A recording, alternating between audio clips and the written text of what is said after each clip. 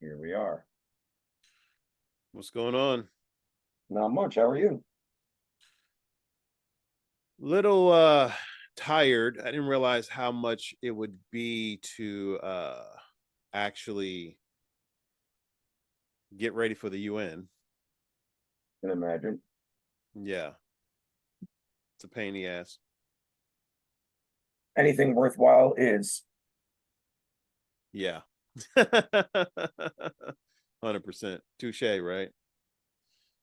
Cool. So I think today what I want to go over, I thought I'd have 2 hours. Unfortunately, I got to run because we got this other shit going on for the UN. So I didn't realize that. Okay. This will be definitely be pre-recorded. We'll have a chance to go into the audience roadmap stuff that we talked about before. Yeah. So you've already seen the slideshow. Let me just pull it up real quick. The craziest thing about it though, Ray, is that like we already had this mapped out, which is absolutely incredible. Well, we've already used it. I mean, okay, so this might look a little different. I don't know if you remember this one at all. I don't remember that branding of it necessarily. Why is it showing? Is it showing as a presenter slide? Um, I'm not sure. I see it's showing it as like slide 2 of 19, then click here to add notes, and then Yeah, down the bottom I can see, 5 or 6 slides. Now I can just see the one main one. yeah, yeah. This is the one before. So we've got this one right here, and then so this is the one that introduces audience roadmap, and then it goes into the levels of awareness. It's a little bit older, and then it went into the there you go. You never There saw you this at go. all? I remember this. Okay. Yeah, and then the 8 weeks and what that looks like. So we've got that one, and then we've got this other one. So you tell me which one works best for you. Um, I don't think it matters too much. I thought you were just going to kind of open up Kajabi and go into what we had in there. Either way, yeah, I don't know about that audience in particular. I mean, it's just like we can, but I just that really might be wanted us to too in just depth. like talk about us, Yeah. You're right. us as human beings, like That we are. right. And and as impossible as that sounds, we are that. And then True we've story. got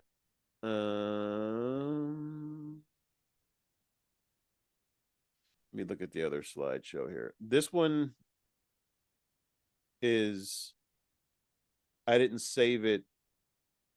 Hold on, file open. Yeah, this one right here is just a PDF, but you've seen this one before, I know for a fact. Let me pull this up real quick. Yeah. So then you've got this one right here. Getting there. I think actually even just talking through it, I think this one actually might make more sense for right now. Do you remember this one at all? Definitely concepts in the car. Yeah. I definitely remember this. Yeah, because we did this one. I remember this very well. Cool.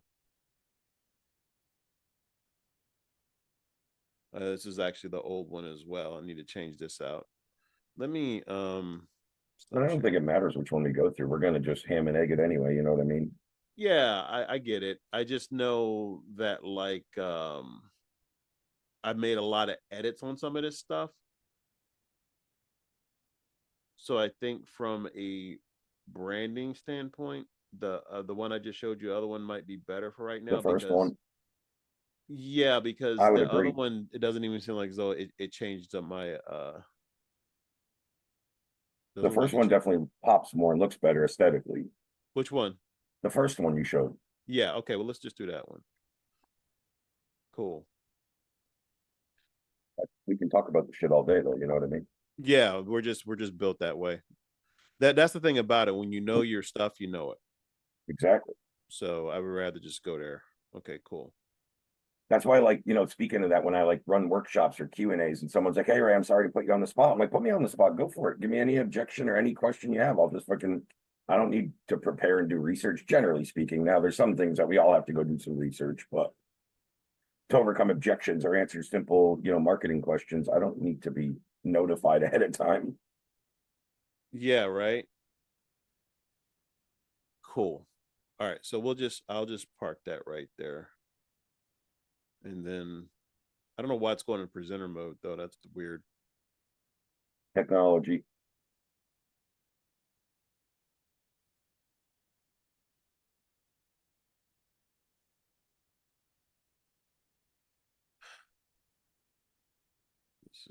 This is what they call a PETA.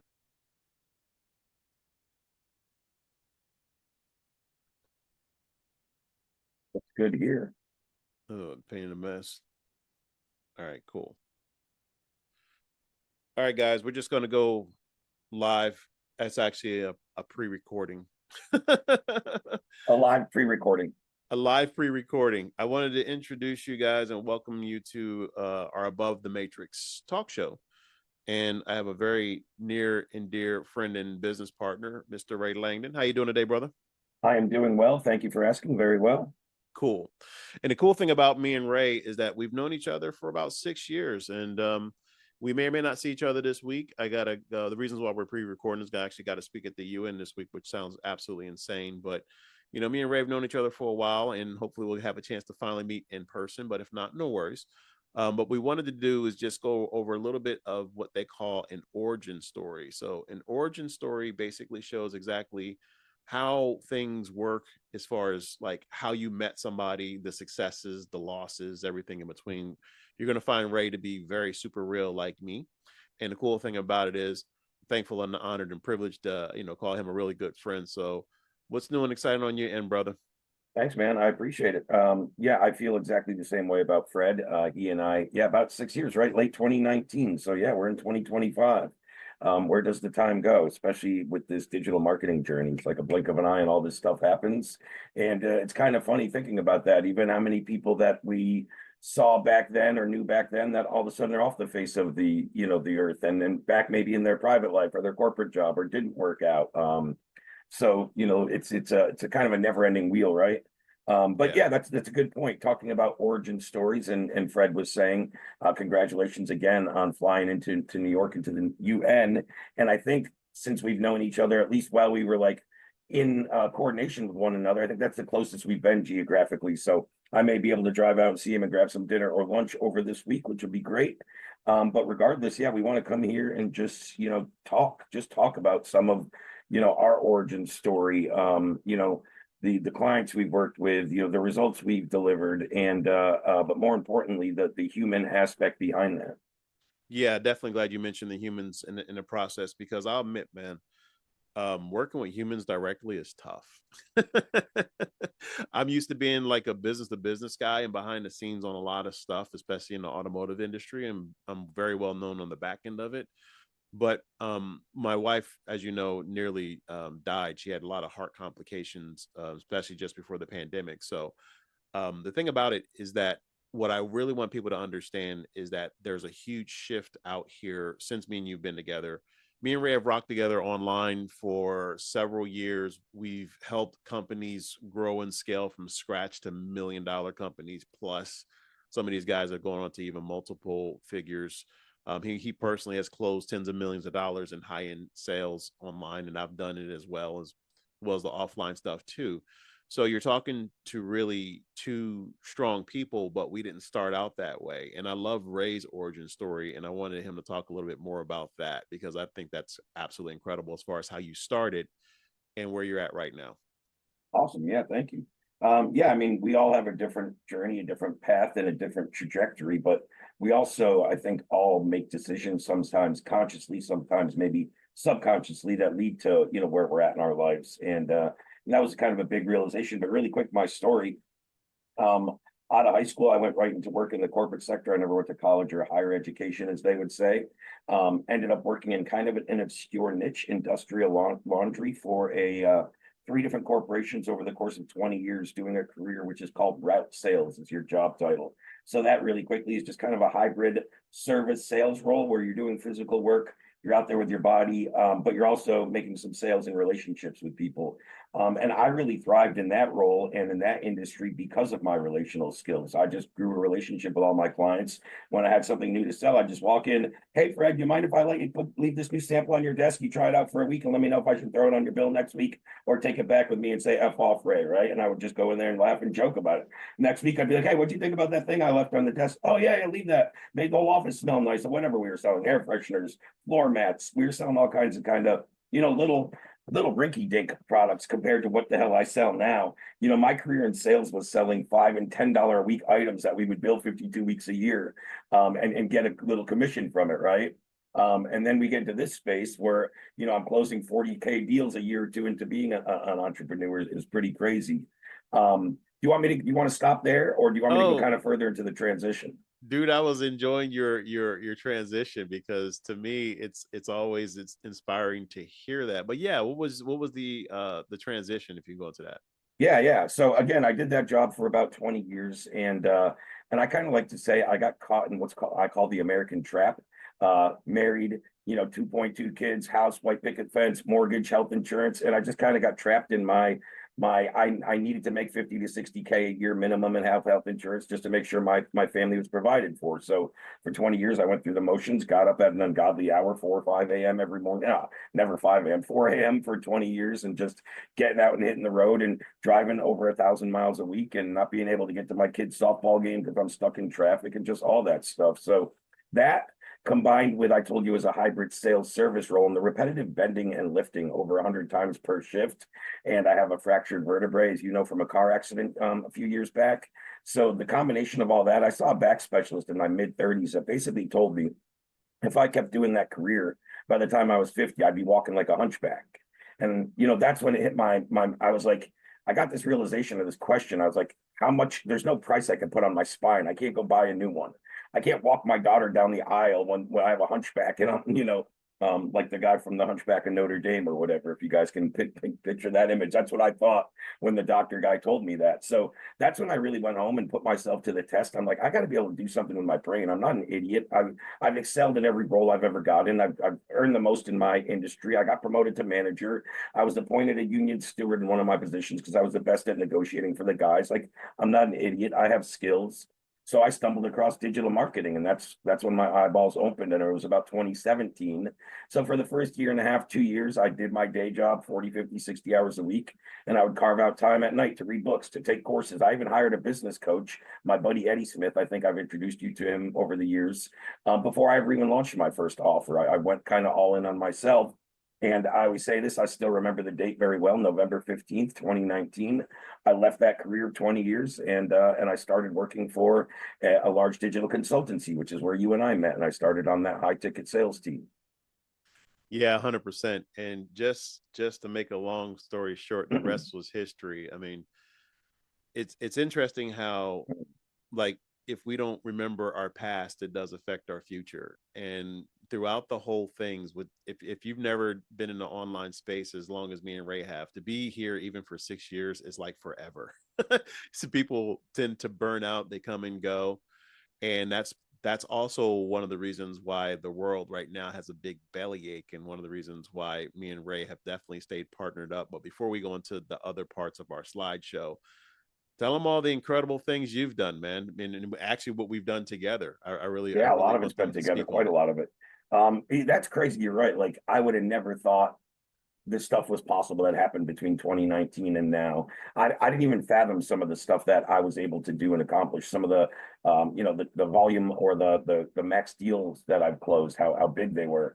How I'm the co-owner of 3 separate companies. 2 of them got to 7 figures. One's at over an 8-figure valuation right now today.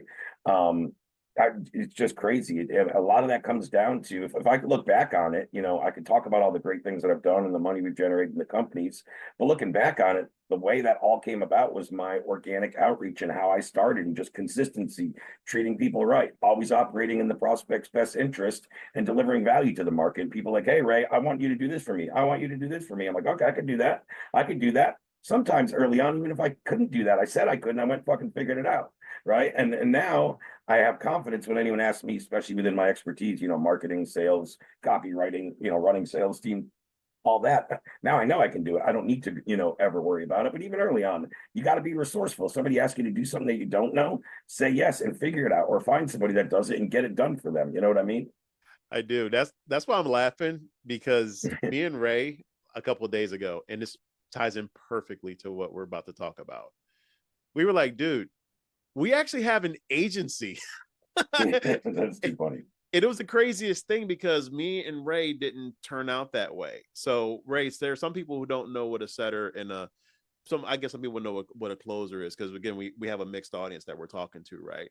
But we went from like this high level digital consultancy online to like I told you, my wife got sick. I was off even though I was online, I was offline. I'm still closing deals, talking to people, helping, making money, whatever, right?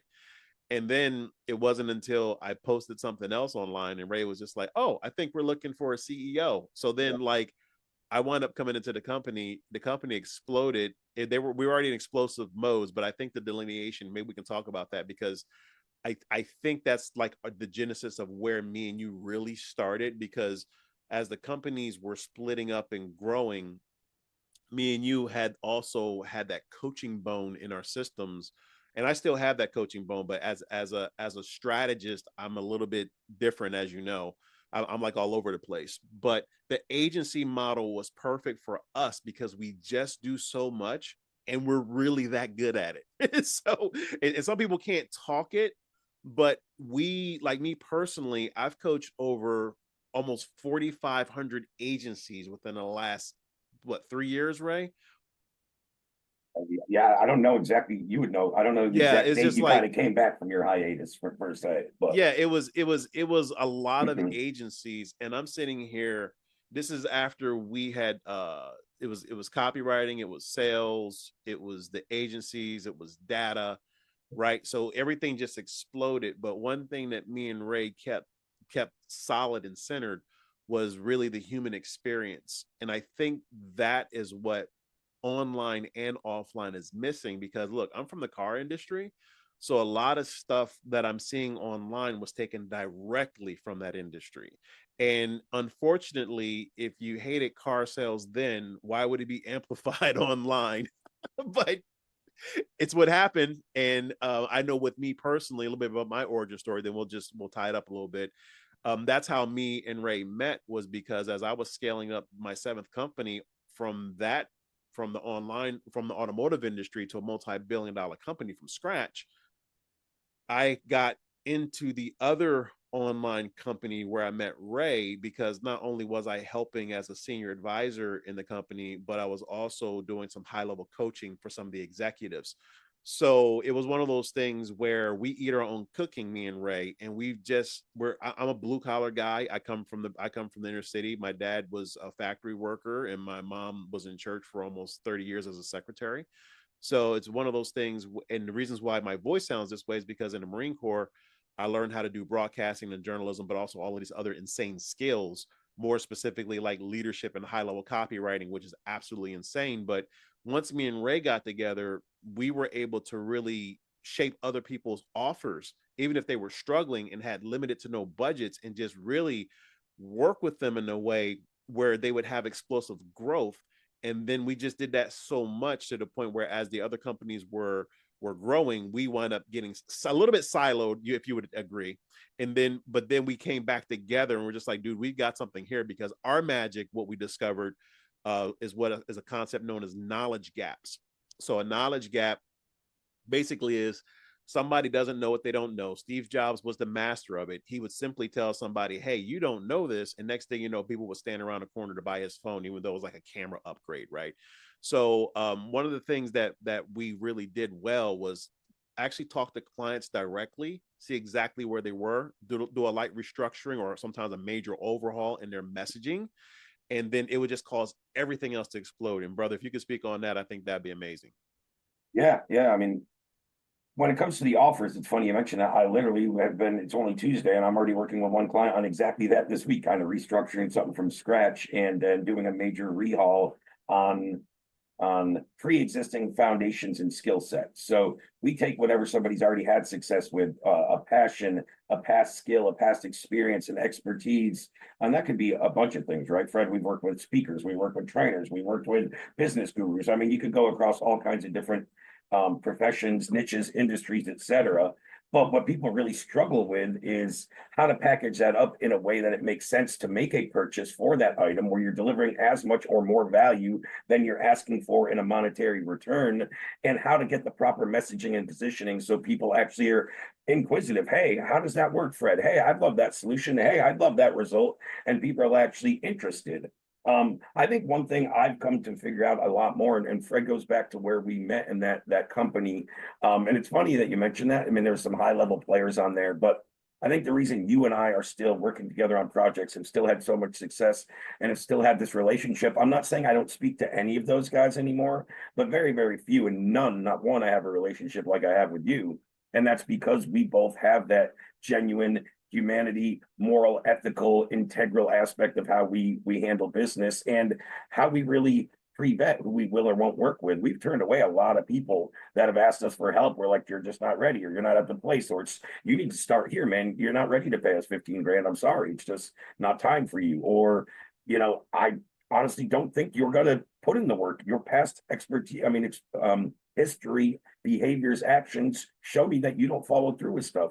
We only want people that are going to follow through. So, I think all those things tie in. But one thing I'm going to say to wrap up this little segment, and I have a couple other notes if we have time to get back to it, who knows? But where I think Fred has added the most value both in business and as a friend, and I think his biggest strength is just an overall excellent or expert communicator, but really bringing communication, vision, and structure within PDocs, within Audience Lab, when we ask you to come in and CEO or come in and consult or come in and help with projects. And it's like Fred's been helping or an employee with me in a lot of these companies. And then, we started talking like, let's just do our own thing, in addition to everything else. So yeah, that's what I have to say about that. Yeah, definitely appreciate that, man. And the thing about it, though, to your point, is like, I want to be super clear with everybody who is listening to this and watching this. Regardless of where you're at in your process, the biggest thing that's drawing your audience right now to you is ethics. Like, the problem that me and Ray have directly seen online is that people wielded a lot of power as far as when it comes to advertising and marketing and promotions and distributing and running the ads and all that other stuff. But the challenge is a lot of these guys read the exact same books. And a lot of these books were high level, little known tactical books at that point in time. And just like the trading industry, because I don't know even if you know this, Ray, I used to actually do day trading back in the day. Yeah, we talked But the about whole, that. yeah, the whole thing about it is like when people know all of these tactics, then a tactic known is a tactic blown. So over the course of me and Ray's professional experience as well as personal experience, what we discovered was that the online industry was carrying a big belly ache waiting to happen. And that bubble officially burst definitely around 2020 when we had this onslaught of other people coming online. But also, we're experiencing that lack of trust offline as well. Because just like in the car game, when it's back in the 70s, what happened? People were like, oh, well, we'll give you this one thing and it was a bait and switch. Or, hey, we say this and something else happens. And even though I was in the automotive industry, I did a lot of compliance. So that was my job because I could prove beyond the shadow of a doubt when I'm talking to a customer and actually closing a deal that you can make more money by being in compliance. But I also got to the point where I helped reshape a lot of these brands that you're seeing right now, up to and including rewriting the curriculum for several of them, like me directly. So I take that philosophy and that mindset coming into what me and Ray are talking about, because me and Ray saw this really going on like around, would you say around 2021, 2022? Yeah, yeah, right in there. Yeah. So now it's come Definitely. full circle. And that's one of the reasons why this brand that you're about to see has taken a little bit longer. And the cool thing about Ray is that me and him not only are talkers, so the next time you're seeing us, we definitely can fill up 2 hours, like it's cool. But the other thing is that you're going to get a lot of red meat dealing with us directly. So, is there anything else you wanted to add, brother, before we jump into the slideshow? Yeah, just really quickly, the whole battle between marketing and sales, whether I don't want to say it's a battle, right? Don't take that the wrong way, but I think they're looked at as like in some companies they butt heads with each other. Marketing is delivering poor quality to sales. Sales isn't closing enough deals. Marketing's getting flack, right? And you know, you and I mean, those are the two components within a business that make up the engine room, for lack of a better phrase, the sales and the marketing. You need to drive people in the door, and once they're in the door, you need to be able to close deals. If not, you're not going to be in business very long. So, like don't beat around the bush when it comes to that. But I've come to find that marketing is a little more superior to sales, and which was almost hard for me to admit because I have more of a sales background, I think, and I've worked more in sales than marketing, although I work pretty in depth in both. And the reason I say that is because you think about some of the biggest companies and biggest products and biggest brands out there. Let's pick Apple. PlayStation, do they have a salesman cold calling you to come buy their newest product? Oh, you walk the fuck in their store and you're like, hey, I want the new iPhone, I want the new PlayStation, and you buy it. Their marketing did the heavy lifting. They can have a dingus behind the counter that's closing the deal because you walked in. So, like, depending on how big your brand is and how strong your marketing is, will be contingent on how you have to build out your sales team. Do I need a higher quality sales team because the marketing's not as strong? And they kind of go hand in hand. Um, I think a lot of people think they need this like exact killer high-end sales team, which I always want, right? But if your marketing is really good, sometimes people are just walking in and handing over their money. And we've had that happen. You know what I mean? Yeah, yeah. I mean, even when in Audience Lab, I helped craft that first $30,000 offer that we had, and then People walked in Regina. and handed us 30 grand. Yeah, yeah. Regina was like she closed it, and that's the cool thing about the way me and Ray work is that whenever we're developing offers out, it's real world in real time. And the thing about it was that the offer was already mature coming out the gate. We structured it properly so that there was no guesswork. And then to your point earlier, like we knew what the sophistication levels of the audience was. So, and that's not the first time that's happened. It's like literally that's what me and Ray do. Like we're in the middle of it. I'm an operator. He's an operator. We don't talk about nothing that doesn't work, like period end of story. It's just like we really are out here eating our own cooking before we present or deliver anything into the marketplace. And what me and Ray have both seen now is that the online world is definitely struggling right now. Nobody wants to admit it. Some of these guys will behind closed doors. I saw that really happening early in 2021, especially when some of the other stuff as far as compliance and litigation was going down. I saw the trends back in 20 like 16 or 17, especially when I had my tax license at that time. And these guys are just like, oh, I made all of this money. I'm like, you have a funnel. You don't have a business. There is a difference. So this is what I have lovingly termed Internet 3.0. Reasons why I say 3.0 is because 1.0 came out April 30th of 1993. The second time, in my opinion, actually came around 2010 when there started becoming traction for an online retail like marketing space.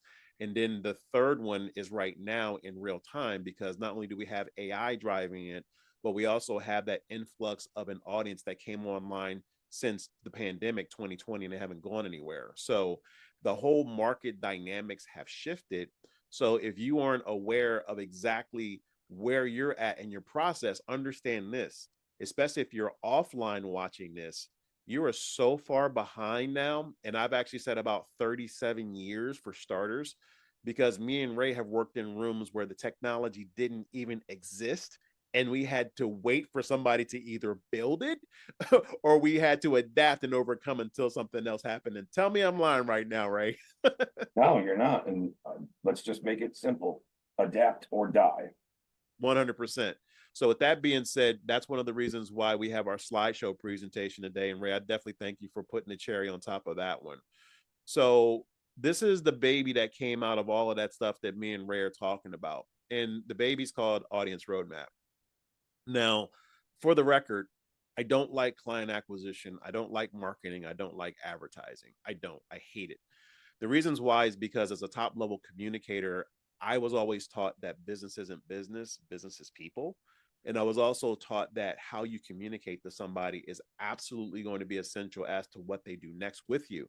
So I've always looked at audience roadmap as a real collective of everything that not only I've learned, but all the experiences that I've had, as well as what Ray's had, as well as other clients that we've talked to. So this is like to me, like a Jedi mind meld that was waiting for Internet 3.0. And Ray, I know you had a chance to really go through a lot of this stuff as well. What are your thoughts as far as what I'm saying? Because if it's anything that's not accurate or not spot on, I know you'll call it out. But what are your thoughts so far when you first saw this? Yeah, I mean, there's nothing to call out on this that's not accurate or that I could say is wrong. I would have already gave you the constructive criticism on that prior to even hopping on here, as we always do with one another's copy and funnels and creative or presentations. We always run. I always run mine by Fred and him vice versa. I'm like, oh, that's great. Hey, I might switch this. I might tweak that. I might take this out. But this is what you guys are seeing now is more of a finished product of after all those conversations, after refinement, after optimization, what's worked is all that's left here is what works. You know what I mean? Yeah, 100%. I'm glad you said it just like that, because me and Ray, it's and I gave you the example last, I think a couple weeks back. There's this one online fitness pro, Shalene Johnson. She had a program that was awesome, but it was so next level that she had to wait for the market to catch up, and it started selling again. Kind of like even Mariah Carey, like she had that song for Christmas, and then 25 years later becomes like a number one hit, right? I see audience roadmap as being just like that, because there's some intellectual property here that's very unique in the respect that above the matrix, this was actually something that we did as far as a hybrid offline and online first. And this was around the time when AI, before it even exploded. Like, I was already in what some people call the LLMs, which are large language model associations. So the cool thing about it was when I did that, we were getting some data up front, just like when I was working with Audience Lab at the time, where we were getting some brand new data and stuff like that. So we had to do a lot of training and development and preparation, and quite frankly, laying the groundwork for a form of mission control for communication. And I'll say that again, it's like a mission control for communication, because in my world, it doesn't matter what the mechanism is. That's why I love Ray to death, because he's a high level copywriter just like me. We can see structure, we can see the way that the words need to go. The bottom line is, if you aren't putting your words in a certain way to an audience and in a certain format, then what happens is you totally miss the mark. And that's what's going on right now, because like people are using AI as an example, but they don't understand the sophistication of how you have to ask it questions in order to get the right answer, right? People are just using words, but they don't know exactly what they should be saying in a particular format. That's what Audience Roadmap does. But it's also a communication system in the respect that it's designed exclusively for leaders who are already performing. Because what happens is, especially in today's world, you definitely need two people. Like, you have a pilot and a co-pilot. Sometimes Ray's my pilot, I'm his co-pilot. Sometimes I'm the pilot and he's my co-pilot. So it's a really good what we call brand resonance on the From Vision to Victory side, and we'll talk about that next time. Is there anything you wanted to add to this, Ray? I mean, I would say the other thing, in addition to the intellectual property that's in here that you can't find anywhere else, and I'm 100% sure of that, and so are you. We've seen and written and enrolled in almost all the goddamn courses and programs and stuff out there in one way, shape, or form. So, number one, you won't find this anywhere else. But number two, I think the thing that we've embedded into this that I didn't maybe foresee, or I foresaw, but maybe not foresaw in this particular format or this offer, is the technology that's also included. Understanding data, AI, things like that are combined within the technology and the intellectual property. That again, I would say the intellectual property alone you wouldn't see anywhere else, but combined with this technology as well, definitely not. Yeah, 100%. And the craziest thing about it is, it's still emerging, and the way that this is structured is designed to be mission control for whatever offer, product, or service that you have. Because if you aren't taking these things into consideration, you're already left behind. That's my point. So I look at Audience Roadmap as being like the Swiss Army knife, in the respect that, you've got the holder, right? And then you got the knife, and you got this. I got a Swiss Army knife around here somewhere. I don't even know where it's at. I think it's in another room. But this is that holder for everything that you're trying to do. Because as a leader, you're working to keep everything together and synchronized and organized and moving in a certain way so that your performance doesn't suffer. So that's how this is set up. Yeah, well said. Cool. Appreciate that. So again, Ray had really alluded to that. There are deceptive practices of modern marketers are having today. And again, in my world, everybody's guilty, no one's to blame, because again, what I've discovered online is that there's a lot of Frankensteining of intellectual property. So, and even if you look at how social media started, how did it start? It started out with with data from other people, like, doing stuff in their lives, right?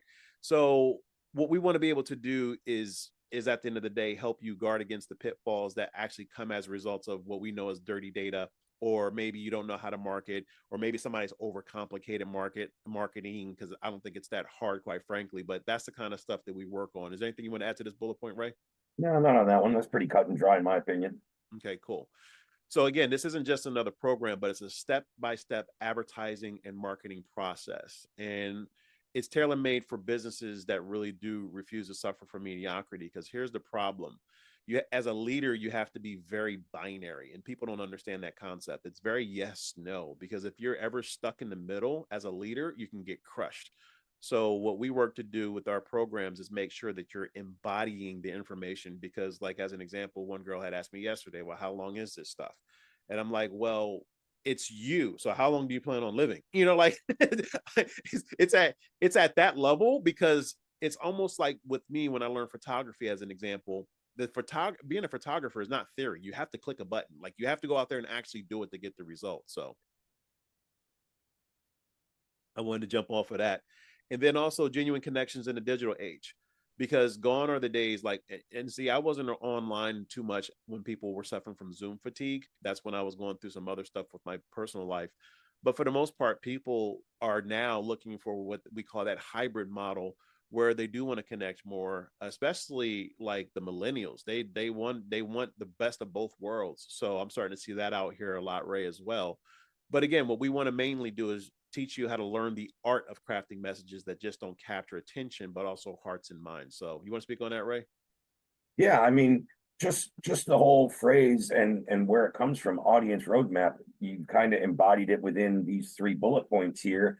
But think about what that means, guys. Audience roadmap. It means having a dialed in offer, crafting messaging, and understanding that ideal client to a T, and not none of the fake BS, right? If anybody watching has ever been through some kind of program where they're like, hey, build out your client avatar or your ideal client, and they're like, we want to understand, we want you to think about what foods he eats, what TV shows you, all that stuff's BS.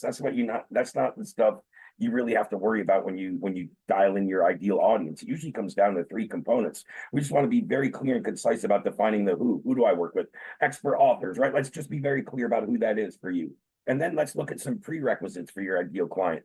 If you're working with expert authors, what are some prerequisites? Expert authors, what are some prerequisites that make them experts? Have they published X amount of books? Have they been writing for X amount of years? Have they done X amount in total book sales? Who are you looking to work with? And then lastly, the thing you really need to think of to build out your ideal, client is think about what have they tried or what might they try instead of working with you to get more exposure, to grow their business, to lose weight, whatever it is, right? So if you can just dial in on those things, that's the beginning aspect to building out that messaging. And then, as Fred said, this is overall communication,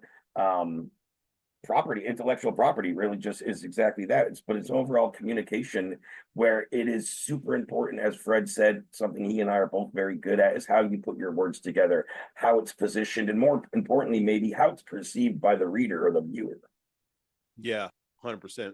Well said, sir. So just a little bit also, we mentioned this briefly.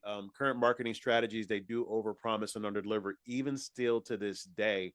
And the interesting thing about digital is that it really doesn't go away. So these quote unquote smaller players that I've heard say, hey, that doesn't apply to me. Yeah, that actually does. So you can't get away from the alphabet crew now that they understand that the online industry is an industry, and it's not only that, but it's highly lucrative. So now that the government has stepped in, it's one of those things where you do have to mind your compliance. And the other thing too, what makes us better is that Ray has his skill sets as well. And what makes us really different is the fact that a lot of the stuff that I'm sharing with you guys, is what I learned from a high level in the military. Like, good luck on trying to learn this stuff. You have to you have to qualify to do it. Then you got to go to boot camp. Then you hopefully don't have to get injured, and then you still have to pass the schools. So what I've been able to do with a lot of stuff online is take a lot of the high level communication and leadership skills that I learned from these schools and actually just translate it down. And we had also mentioned it before where um, we have worked with some, like, that's Wayne Huizenga. Back in the day when I was working with AutoNation, that's Mike Jackson and Mike Maroney. A lot of the systems and processes and structures that I've learned, I just want to use them for best practices, because even in those industries, I was able to develop their intellectual property beyond what they already had. But the key is with this particular thing with Audience Roadmap is that it's almost like not only just setting your foundation on a building, but actually putting those pillars into the bedrock, like leveling the land, like getting your mission control nice and firmed up so that as you go to build that building, it's going to stay. The example that I like to give, Ray, is like whenever I see people running ads all the time, which is cool. You can go straight up. It's a vertical, right? You can make as much money as you want, but you still want to be able to have nice pillars, because not everybody's going to buy on the first shot. Not everybody's going to want to. They're not that hot, especially in today's market. A lot of people are burnt out from that. The dopamine hits are done. So this approach was already preempted to be able to handle a lot of that, in the respect that you'll develop your own mission control for your mission, your journey, your offer, your product, and your service. So the other thing I want to go into is that the key to, well, one thing I love about Ray is that Ray is just like a Marine. He does have discipline. So if you don't have discipline, this is not for you. I'm already letting you know flat out, because what we have to do is turn a wrench, whether you like it or not. Like, even in the automotive industry, some of the people I was talking to at that time were multi-billionaires, and it's just like they're still coming to work every day, they're still turning wrenches, they're still getting results, because in this game, especially now that everybody can call themselves a guru, you have to really get out here and actually show what you know, even with your team, because they're a direct reflection of you. So we do want to be able to let you know that, Ray's been in the game for a while. Like I said, I did door-to-door sales. That's the reasons why this has been around here since 1993. And also, our saying around here is that world class is a minimum standard, because you're talking to people online. And the interesting thing about online space is that it really has no boundaries, but you have to create boundaries. You have to have etiquette. You have to have the communication skills to be able to understand that maybe there is a language barrier in order for you to close a $20,000-$30,000 deal and do it legally, ethically, and in compliance, right? There's a lot of stuff that's involved with communication these days that most of these gurus online simply don't even know about, quite frankly, because, as an example, when some of them started beating their chest about compliance, I'm just like, that we were talking about that from day one. Like, well, all of a sudden you got your stuff pushed in, and now magically you're talking about compliance. It's like, that's you should have been talking about that from day one. And Ray, is there anything you want to add to this? Or you want to move on? I can move on. Okay, cool. So the intended outcomes for this is that we do want to demystify the marketing chaos, because what we wind up doing, again, tactics are come and go. But when you work from the reverse end of it, like me and Ray do, we go over the strategies first.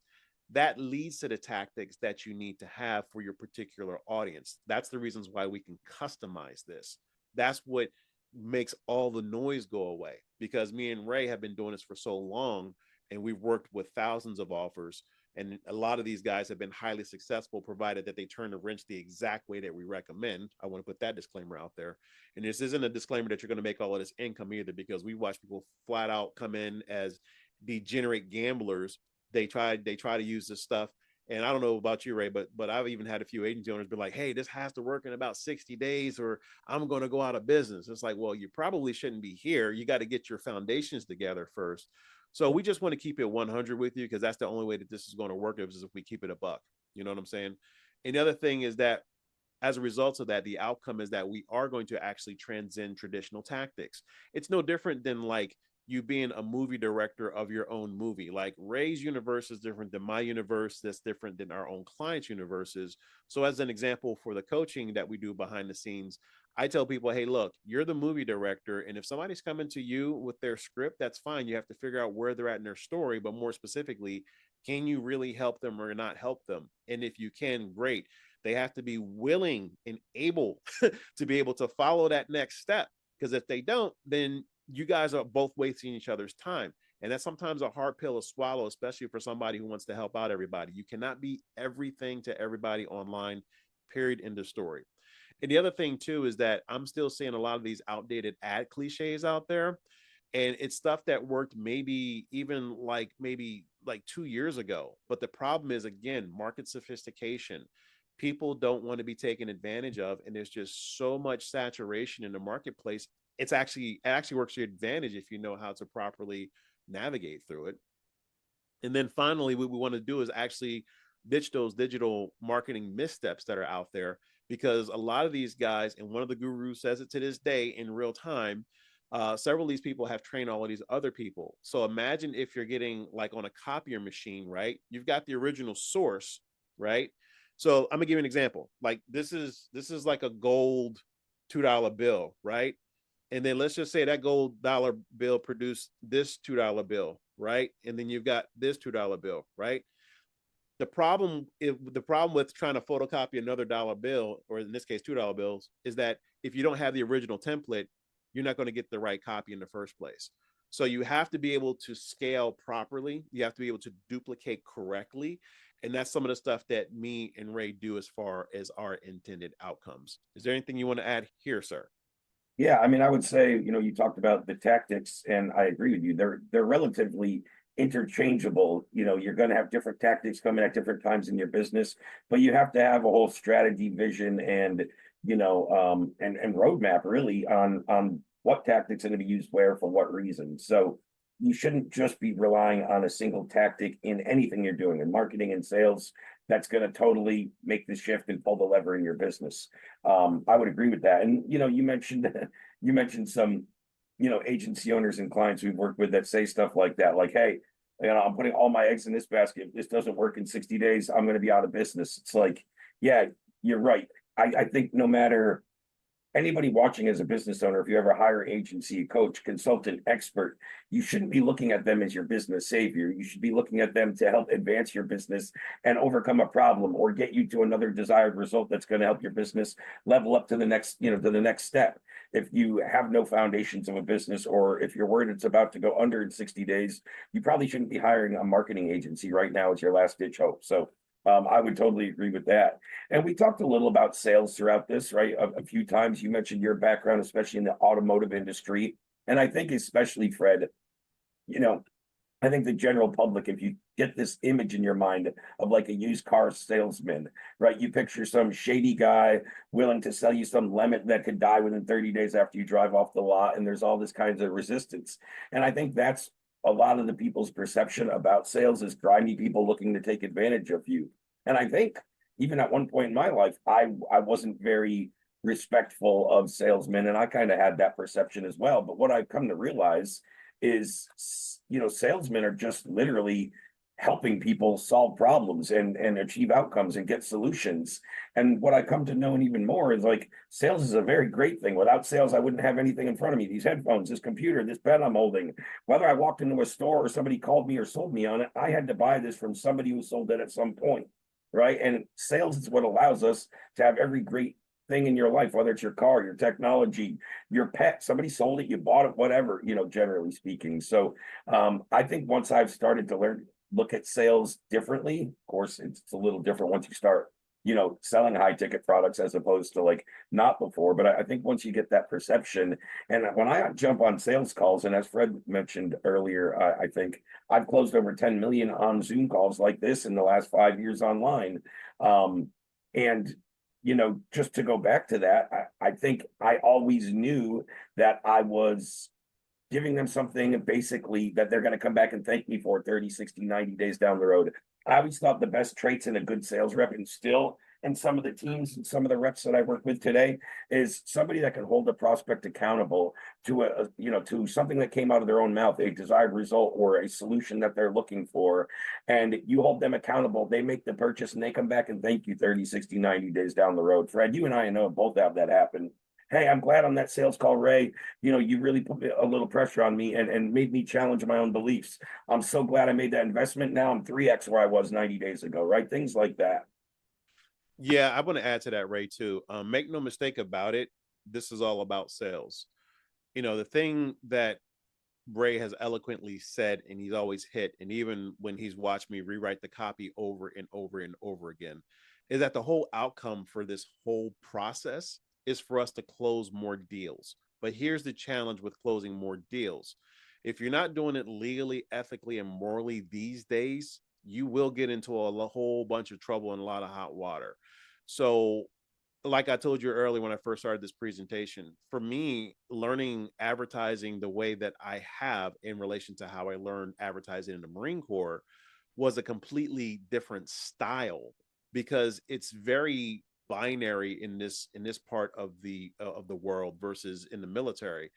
And what I mean by that is if you don't get a result out here, you're not going to eat. In the military world, you get paid on the first and the 15th, so you can get a little bit more esoteric with your conversations. And while that's helpful for me to have this whole high level knowledge base, and it does lead to other different treasure chests, more on that later. The reality of it is that if you are a person who wants to close more deals, you want I don't like to say lead generation because what we really want is client acquisition, then I think it just makes sense that you really understand that whether you like it or not, getting out here and pressing flesh with people either digitally via an AI bot, guess what? You still need words in a certain way where you have to close the deal. If you want to run an ad, guess what? You still have to organize your words in order to close the deal. If you want to market, guess what? These things have to move a certain way to your audience so that you can close a deal. Like that's what we do. Period. so so all of this stuff, while it sounds good, the ultimate end goal is for you to be a leader so that you can lead the people who you're trying to help to a solution, like Ray said. I'm thankful, honored, and proud that I can be a professional salesperson online and offline.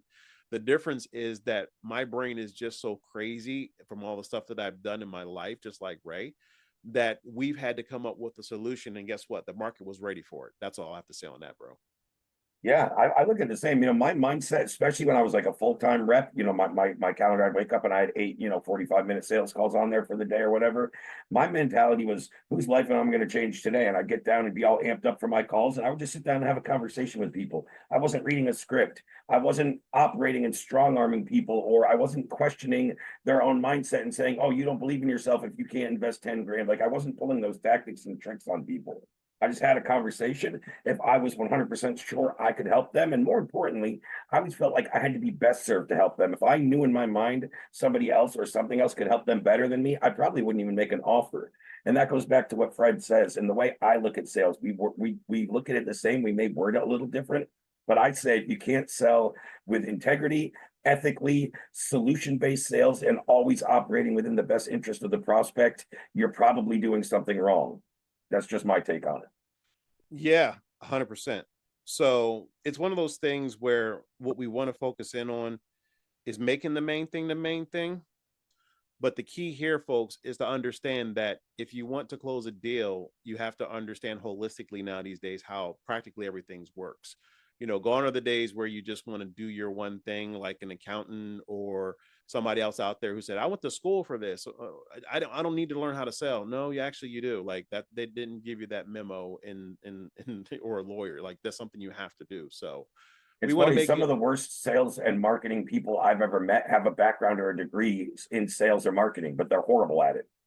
100%. I like the people that learn or figure it out on their own or have experience rather than a degree. I'll take experience over a degree all day, and in those departments at least. Yeah, this is real world field experience right here, which leads us to the next things.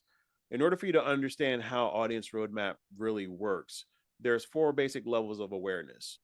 Right now, you may not know what you don't know, which is the reasons why people train and develop. If you aren't willing to have any types of training or development, then you're definitely not somebody who we need to talk to at this point. And the reasons why is because, to Ray's point, In order for us to get this good, we had to invest money. Like I've been in masterminds that are $100,000 and up. I've had to swipe my card at that level just to understand a lot of this stuff. So, I've also swiped for the $3 offer. It's just the way it works. And people have done the exact same thing with us. So we don't say that to impress you, but impress upon you that the whole purpose of this whole training and development cycle in life is to figure out what you don't know. Then the next step is, once you start really going through, especially engineer curriculum like this, where this is 100% data driven. Ray and us, we put this together on the fly, and that's one of the other secrets that we go over as far as course creation goes. But you want to be able to start to see what you don't know. And the reasons why that's so important is because that's the reasons why you invested in something. Now, I apologize on behalf of the whole planet where, people have gotten burned in offers. Me and Ray have had that happen to us as well. But the reality of it is, guys, that's part of this game, unfortunately. And we don't want to play it to that point where we're just shaking people and it's just not cool. But the whole thing about it is, the whole goal is you start to see what you don't know. Then the level 3 is you start shifting from a knowing problem into a doing problem. When you start getting traction for your problem and you actually start turning the wrench, that's where that ongoing training and development that me and Ray do with our agency works. Is because when you're turning the wrench at that level, what happens is you're growing. And as a result of your growing, you're getting the result. So as an example, even with the Setters Academy stuff that we were doing for a good minute, we had people who would just start off not even really even knowing how they should approach the market, because there's just so many different angles, right? Okay, is this something you really want to do? Yes. Do you believe it? Yes. Okay, cool. You start seeing it. Oh my God, when I turn the wrench this way, just like you told us, we got this result. It's like, correct. Now do that a little bit more. You went from a knowing problem into a doing problem. And then once you start getting so good at doing it, you hit that mastery where you don't have to think about it anymore. And this is the key right here. You get competency, and the competency actually is what leads to mastery. So if you get that part right, then you're not even thinking about it anymore. Like me and Ray, we don't even think about this anymore. Like, some people like, oh my God, I need to do all of that. We're like, well, yeah, we're kind of like at the Olympian stage, yeah, at the gym. You've got those little pink weights or the silver weights. Don't compare yourself to us, because we are completely built differently. Like, we both told you that we're blue collar workers, but we wound up working so hard that we work with top level executives and multi-billionaires, and we've closed insane amounts of deals. But they also know that we're real. That's why Audience Roadmap hits differently. So is there anything you want to add to that, Ray? Or are we good? I mean, just really quickly, what you were saying there, about this is, unfortunately, I don't want it to come off wrong either. So I think you already covered this, but like, unfortunately, that is part of the game. There is people that overpromise and underdeliver, and Fred and I have both spent a decent amount. What I would say though, I learned really quickly when it comes to swiping your card, and I'm not saying you should accept spending 15 or 30 grand on a great guru and getting hosed. That's not what I'm saying. But for me, swiping my card is something I still do regularly when I'm funnel hacking my competition. I want to see what they're maybe doing better than me, what messaging they're using, what's in their messaging or their process that I find kind of cringeworthy, or I want to, do the opposite of that. So that's another thing. I learned that lesson really, really early on. I think it was like one of the first maybe Russell Brunson seminars I ever watched, where he was like, hey, if you're going to be in this game, be ready to pull out your credit card and swipe for your competition stuff. Once I actually embraced that and started doing that, I was like, oh, now I see why he said that. Right. And that was a few years ago for me. But still to this day, there's times I'll swipe my card either for something that I think can level myself up personally, or just to funnel hack it, or to see what my competition's doing. Yeah, 100%.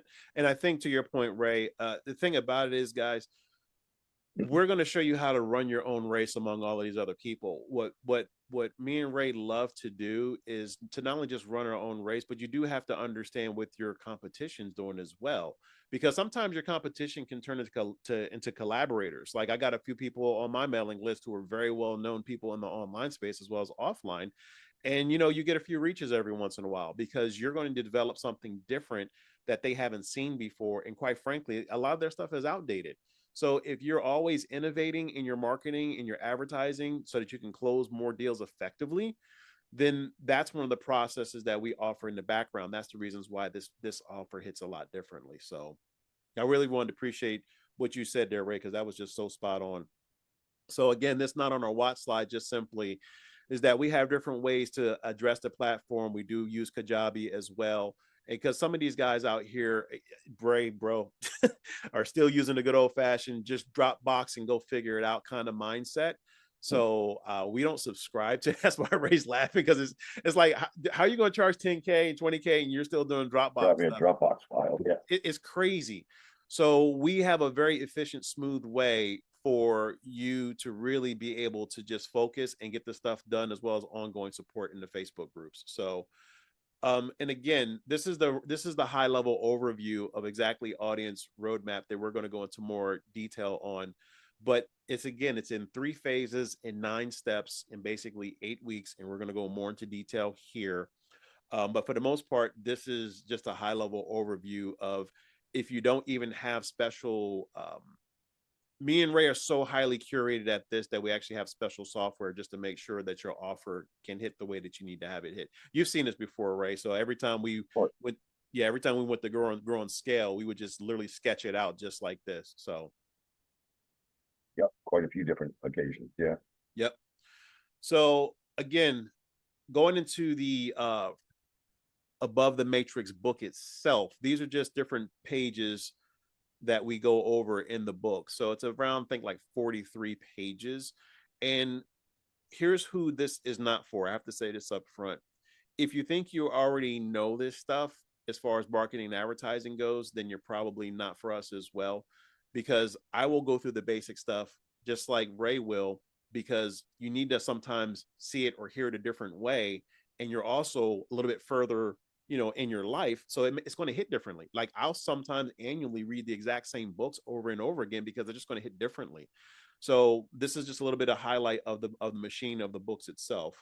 Didn't want to go I would into agree with that. I'm very good at what I do, but I never think I know everything, and I always want to get better. And there's always somebody I can learn from. So Yeah, if you want to come into working with somebody, whether it's Fred and I or whether it's anybody, if you think you're a know-it-all, you probably shouldn't be paying somebody to teach you. yeah, 100%. And this is one of my favorite parts of it. We're about to go a little bit more into detail of this whole thing, because as you can see, me and Ray are well past week 8, building lasting relationships. I'd say. But the thing about it, though, guys, is that we do our best to be as clear and conspicuous behind the scenes in our Kajabi portal, so that there is no mystery. Like, very rarely will I get somebody who has like an absolute question on something, even if it's a specialized question for their jobs. We've had, or their businesses. Like, we've had people in there from professional high level IT security people.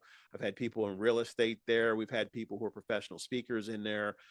It's every single walk of life. I haven't had anybody who basically maybe owns a farm, but for the most part, if you're a professional, you're a service based, you're online, or you're also helping the public with your small business, then this is who this is for. So I'm going to go a little bit more into, also, I'll just go skip through this. Go this one, brother. Oh, this is actually week 1. Let's go into this. So, going a little bit more into detail as far as what we just showed you in the slide here. I'm adjusting my C with you. So back in the day, which was about a little bit over 10 years ago, you could pretty much say anything online and people would believe you. It's almost like being a Martian and saying, hey, you can lose 100 pounds in 24 hours. It's just $27. And people will go, okay, not a problem. You can't be that wide anymore these days. There's niches upon niches. Not only that, but there's algorithms upon algorithms that makes it absolutely complicated for you to try to figure out what needs to happen next. Like, you flat out have to already come to the game somewhat with the idea in mind as far as what you want to deliver. And that's where me and Ray come in and help craft that offer and make sure that your messaging is tight. That's about as easy as I can explain week 1, Ray. Anything you want to add to that? That's well explained. No, I appreciate that, brother. And the thing that you'll learn about me and Ray is that we don't waste words, because sometimes I'll say the exact same thing he'll say. It just hits your brain differently. And that's where the breakthroughs come. Like, you really have to have somebody who you can jive with like that. So what we want to be able to do is also have a detailed guide on segmenting audiences. And here's the problem. Just because you decide that you want to be, you make the decision, you say, hey, Fred, we want to go from wide to being a little bit narrower. Then we go, okay, great. But let's get even more specific. Like, you have to measure twice and cut once. Like, this audience roadmap is exclusively for thought leaders, experts, agency owners, and business owners who pretty much are active operators. It doesn't necessarily mean that they're doing all the work, but they actively monitor their businesses so that they can make changes and adjustments on the fly. It doesn't matter whether they're overseas looking at the spreadsheet or they're actually every single day in their office, you know, watching people turn wrenches. You have to be an active operator in your life in order to really appreciate the magnitude of like what me and Ray have crafted. Like as an example, he just told you he's still running sales teams. I'll probably go back to running sales teams with them. You know, it's just but we are able to see the playing field because we have certain processes and procedures in place. But the way that we got there was because we learned how to segment audiences. Like as an example, working with Audience Lab, you know, he was running the sales team. We were working offers together. We would help people with their big data problems, right? We would do identity graph resolution. Like all of these are different audiences within that group, if that makes sense. So what we want to be able to do is have custom curated, crafted audience messages for your team, as well as who your team is talking to. I want to make that difference because if it's gone, like Ray said, are the days of having a script. Like your people really have to know what they're talking about in order for them to transfer that energy over to your prospect. Does that make sense, Ray? Or was I a little off on that? No, I mean, that makes total sense. Cool. So then we go into a week 3. Basically, what we're working on is fixing that effort without impact. What we want to be able to do is start thinking about what it takes next to start scaling out. Okay. So you can only think about your message, but so much. You can only think about the market, but so much. Now you have to start thinking about what you want to do next. Like in the first couple of weeks of Audience Roadmap, as an example, we have a concept called the Freedom Ladder. The way that the Freedom Ladder works is just like me and Ray. Ray has a strength, I have a strength. Ray has a weakness, I have a weakness. At some point in time, they're all going to converge because we're trying to grow. You know, we're pushing up this way. So it's literally like the DNA of your body where we're twisting and turning because we have to turn wrenches to continually pull the company, even if you happen to have a few hundred employees. Like even working in the high level automotive industry, as an example, I've had teams where I've worked with and there are thousands of people on these teams. So I can say one thing that can either make or break that team. What we want to be able to do is make sure that we're aiming properly. So we're measuring twice in the first couple of weeks. And then by week 3, we should be able to cut once. And once we're able to just cut once, it's going to be a clean cut, almost like a casino. Okay. Like if you stack the odds in your favor, this should probably happen. That's what week 3 is all about. And then week 4, what we want to be able to do with week 4 is start getting the resonance in your brand, because by now you should be getting feedback from all the changes that me and Ray have done from week 1 to week 3. You're going to get them a little bit faster, but just to be compliant, I can't make that promise because some people learn slower than others, and that's okay. Part of the process, though, is making sure that how they think, how they act, how they move the way they move, you know the real why behind it. Because if you don't know the real why behind it, it is beyond theory. You're guessing. You know, we don't want you guessing in this process. And Ray, if you could really speak to this, because this is one of your zones of genius, Ray actually has this unique ability where he can explain things in a way that's technically perfect because he's just done it so much to the point where by the time he opens up his mouth, it's going to be one of those things where, like, you know that if you do it that way, it's going to work. I mean, yeah, I think that also goes back to a lot of that goes back to number one, you have to understand the sophistication level of your market to be able to get that right. And then it goes back to what we will talk about with people that are in this program about how we use certain lead types in certain situations with our copy. So for a less sophisticated audience per se, I might use a story-based lead or content. For a more problem-aware audience, I would use what's called a problem solution type of lead in or post. For a more aware audience, I might use a more a more offer-based lead. Might just talk about if somebody's already much more familiar with Ray, my brand, my company. I can go forward and say, hey man, you've been following us for a while. Here's an offer and a 10% discount if you sign up today. And the guy might jump on that. If I say that to somebody that knows nothing about me, it's never going to work. I have to start with more. So I think number one, within my ability to do that is understanding sophistication level and the lead in or what I want to use to get their attention. And then you kind of touched on this twice throughout the slideshow, and I didn't dive in too much on this, but it's really understanding the knowledge gaps in the market that I can then inject to make the person, the reader, the viewer say, oh shit, what Ray said just totally makes sense. Nobody's really told me that before. How do I find out more? And then they're going to click your call to action if you can get their brain to kind of go through those steps. So that's the simplest way I can break that down without going, into the technical stuff. Yeah, 100%, man. And that's key as well, because if once you get that part right, what typically happens is you're able to just structure your life a certain way. And what I mean by that is your calendar actually has a higher quality person on there, or your team's calendar has a higher quality person on there. You have a level of predictability, and you can start forecasting exactly potential calls leading to sales. Like you can start really wrapping your mind around this concept called speed to lead, where you're not just talking it, you're walking it, and you're keeping things accountable, if that makes sense. Correct. And what Fred was saying a little earlier about like building and running sales teams, myself personally. So I still run our Audience Lab sales team and manage and oversee. I actually have all the metrics and the tracking on my screen right now. I'm actually on a 2 p.m. call my time today, Fred. I'm not sure if I told you this or not already. Where somebody is, I just gave them a proposal for my sales lab consulting for one of their sales teams on how we can work that in the arrangements. I sent them over the proposal. He comes back to me last night. Hey, when can we hop on and talk about next steps? I was like, I have 2 time slots available tomorrow. Which one's better for you?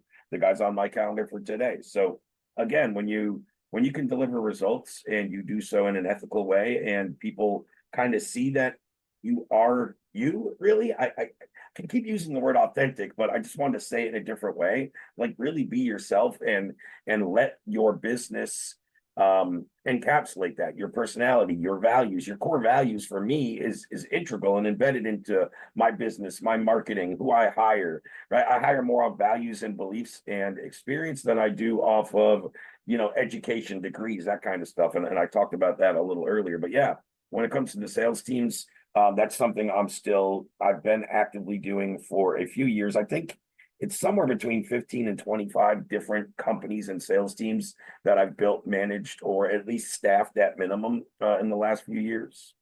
Yeah, 100%. And then also, and I really appreciate that, Ray. That means a lot, because again, like I said, Ray is one of the guys out here who is the industry expert's expert, and the people come to him behind the scenes, low key, to fix their stuff. So, and that also ties into exactly how I got to where I got to, because again, I've ran ads from a high level. I work with top level marketing campaigns. If you've ever gotten to a car, chances are I helped you get into that car, you know, Thank you. so it's a very complicated process, a lot more than people know. But again, we're going to refine your approach as far as week 5 goes. Reaching the right people, sculpting campaigns that mirror past triumphs while charting new territories. Said another way, this is what I wanted to bookmark before. You don't want to be so ethereal to the point where, and esoteric to the point where you're not getting traction. Like my zone of genius is coaching up these very, really, really big brain, high level ADD leaders who don't ever turn anything off, and they're looking for the next thing. And I just happen to see where they need to go.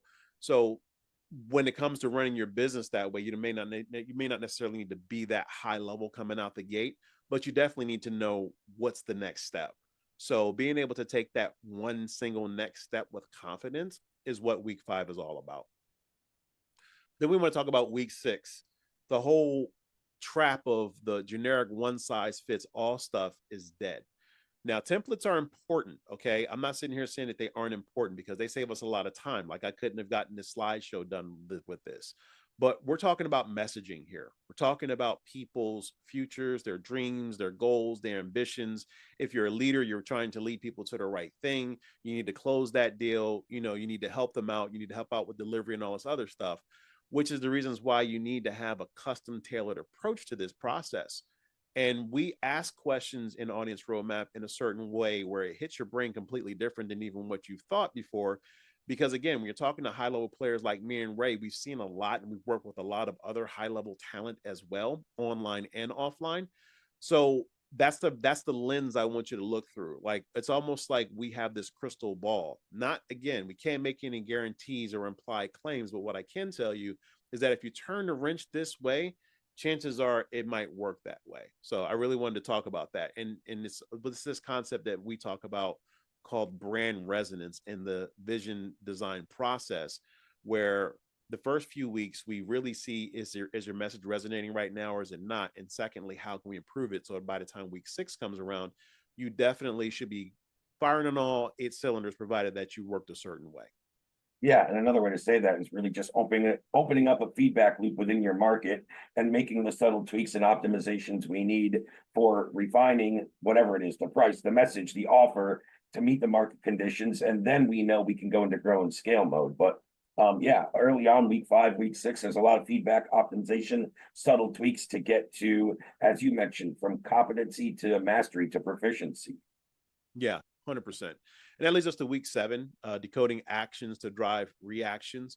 Because again, what we want to be able to do is to have you get your own dashboard, like Ray just talked about. Like, what does your fingerprint in the marketplace look like right now? Now, again, of course, that could be subject to change because markets change as well. But what me and Ray teach and train in particular are principles, and principles are everlasting. Like, you're not going to bet me $100 that if I throw this blue pen up in the air, that it's not going to come back. Okay. We all know that if I throw this up in the air, it's this thing called gravity, and it's going to make this pen come down. It's the exact same way with decoding actions to drive reactions. There should be some stuff that's just so predictable about your audience so that when you go to run an ad or you go to speak to them, you already know for a fact that they're going to respond a certain way. And that's the reasons why the ethics is so important with having this kind of phenomenon, is because a lot of savvy marketers have used this in the past, but they'll go past that barrier to go, okay, well, we know you're going to do this, so let's do this, this, this, and this, and this, and the person feels manipulated. You know what I'm Yeah. saying? It should be a shared experience with that person. You want to say something, Ray? No, I would disagree with that. I mean, I couldn't agree more. I mean, all what you've laid out here is a combination between kind of human behaviors tied with psychology. And again, the more you know, you can manipulate that for evil. And that's not how Fred and I utilize it. No, not at all. You know, karma can be a B if you make her that way. So I don't like that. You know, we're very much integral, and your survival is important to me. Making sure that we can have a long-term relationship, to me, is what it's all about. I And agree with the also, karma, but for me personally, I got to look myself in the mirror every day and I got to put my head on the pillow and be able to fall asleep at night. And that's worth more than any amount of money somebody could pay me in a day unethically. You know what I mean? I do. And what you said just tied into week 8, because you're sharing your personal story and why that bothers you. You know, you've made a lot of money, you've helped other people make a lot of money, and the reality of it is, we've done that ethically, and I can go to sleep. There's only one time in my life that I can tell you the story to this day where I didn't do it, and then that was a while back. I'm just like, oh my God. And that was like more than 20 years ago, and I'm still thinking about that. That says a So lot too. Yeah. yeah, I mean, it just hits differently when you know that you're coming from that kind of energy, where you're really here to help people for real. And that's just what me and Ray hang our hats on. So in closing, that's all we really wanted to talk about today. If there's any thoughts or any questions, just go ahead and book a call with us. You know, we're not here to we want to make sure that you get the right information, even if you don't decide you want to work with us. At the end of the day, what we're looking for are players who want to play, but they also want to play legally, ethically, and morally, because the stuff that we unleash on this world, like I'll tell you, Ray, like even in a group, perfect example, back in like 2020, I released this real powerful framework, and next thing you know, we had these gurus saying, hey, you want to know how I discovered blah blah blah? This wasn't even like 3 hours after I talked about it, and next thing you know, these guys are ruining the marketplace with it. So me and Ray have done our best to make sure that you understand that, number one, we're real people, and secondly, we have real ethics involved with this. It's not just us talking. You know, you can go to our LinkedIn, go to Facebook. I mean, you'll see these testimonials. Just go to the timeline, whatever you need. But the bottom line is, talking to us actually works best, because we're only really, at the end of the day, wanting to help out people who want to be helped right now. So is there anything you want to add, Ray? Well, you were saying a few minutes ago in in prior segment, like a little about your expertise and where you really help. And that's what Fred also said prior to that is like, Ray has these skill sets and this expertise, and I have this. Ray has this strength, and I have this strength, and Ray has this weak. And that's very, very true. What I would say for myself and my strength is what I've noticed working with dozens and dozens of business owners. I mean, hundreds and hundreds of business owners. But as you were talking and as we were going through all the phases and the different weeks in the audience roadmap, I was writing down the names on my notes here of like, gee, this is all within the last week, 4 clients that I've worked with in some level or some capacity. Every time you were mentioning something, I'm like, oh, I did that for JP this week.